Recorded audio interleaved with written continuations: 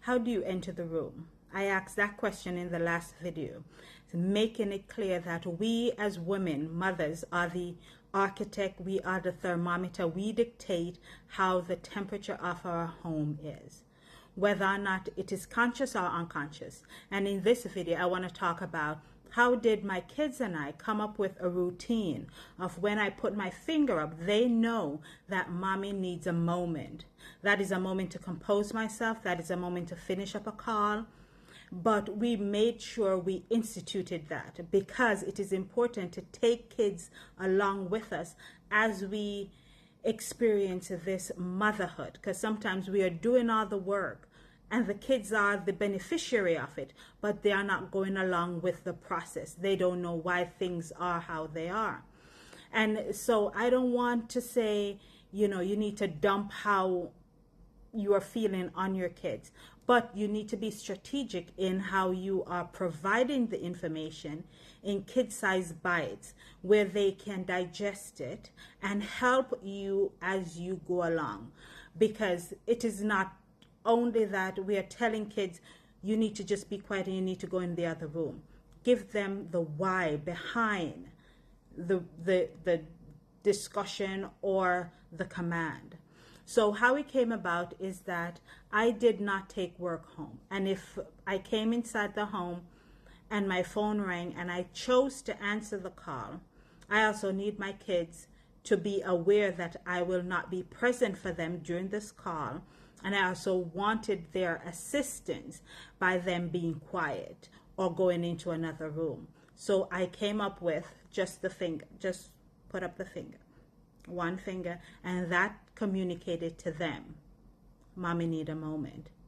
It didn't just I put up the finger and they automatically knew what that meant. No, it was I realized that I may get a call from a hospice patient's caregiver or need to follow up with a doctor or something to do with work or trying to find placement for a patient, and I'm getting a call back from a nursing home.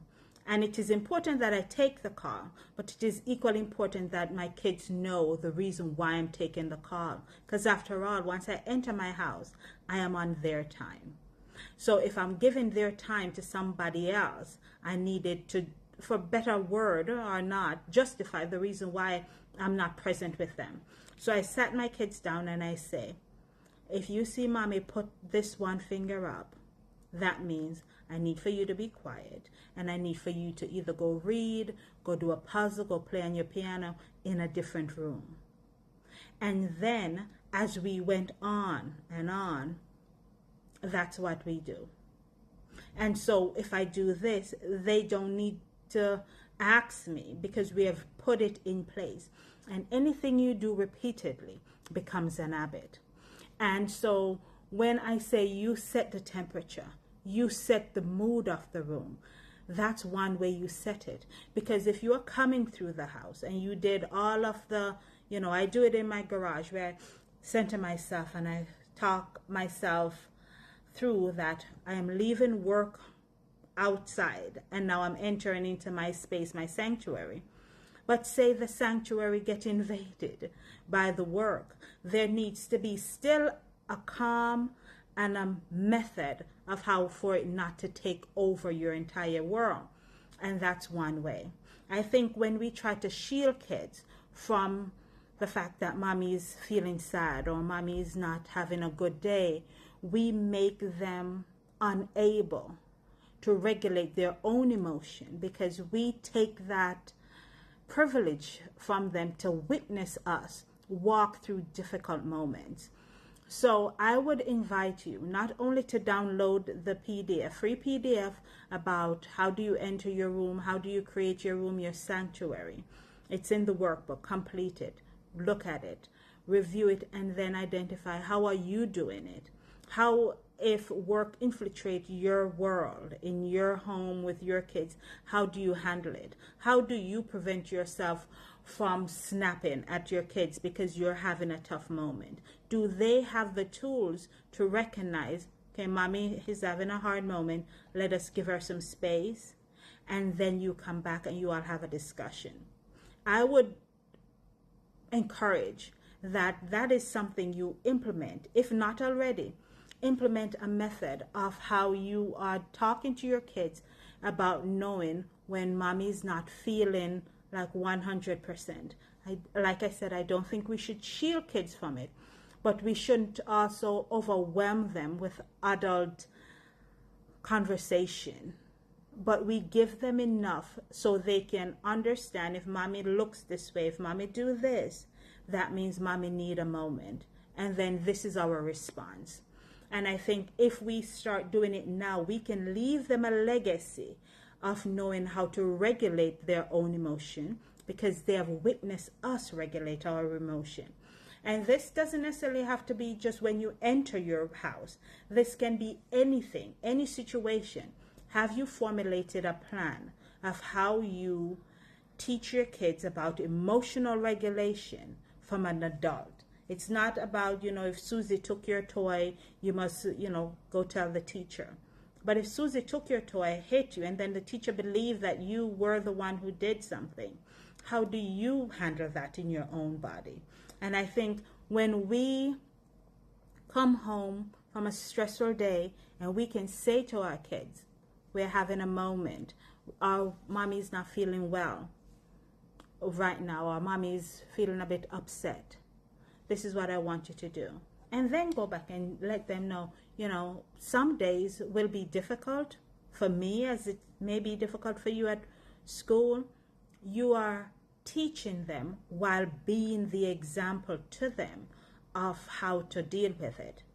So I want you to click the link in the description and complete the section in regards to the room. And I want you to tell me, how do you enter the room? And not only that, how does your kids know the difference if you are entering as the chief doer or the architect? And if you are entering as the chief doer, do they know when to give you the space so you can, put on your architecture robe, or put on your mode, switch gear? Because it is going to take a moment sometimes for us to recognize that we need to off shift. We need to downgrade from that high intensity going to shift into another role.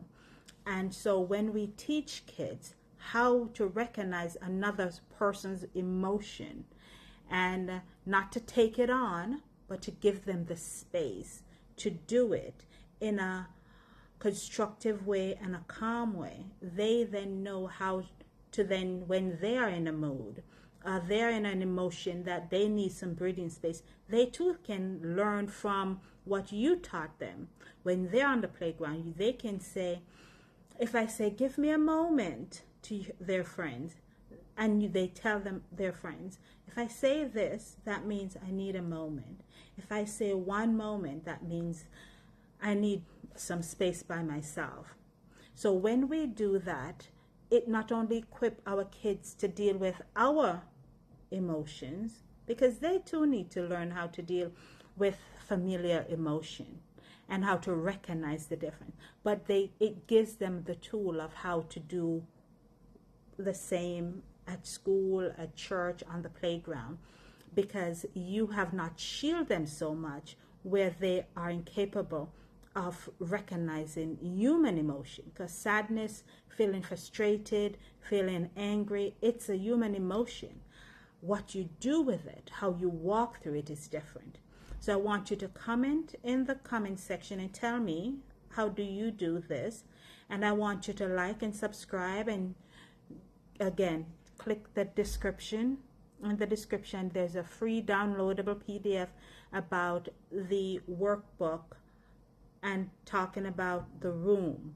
How do you enter the room? What do you do with the room? How do you curate your space? Because again, we are the architect. We are the thermometer. We set the pace. So I want you to join me again on another video as I talk more about being the architect and see how it goes. Let me know, because this is about empowering women and mothers to be the best version of themselves. while taking our family with us. So join me next time.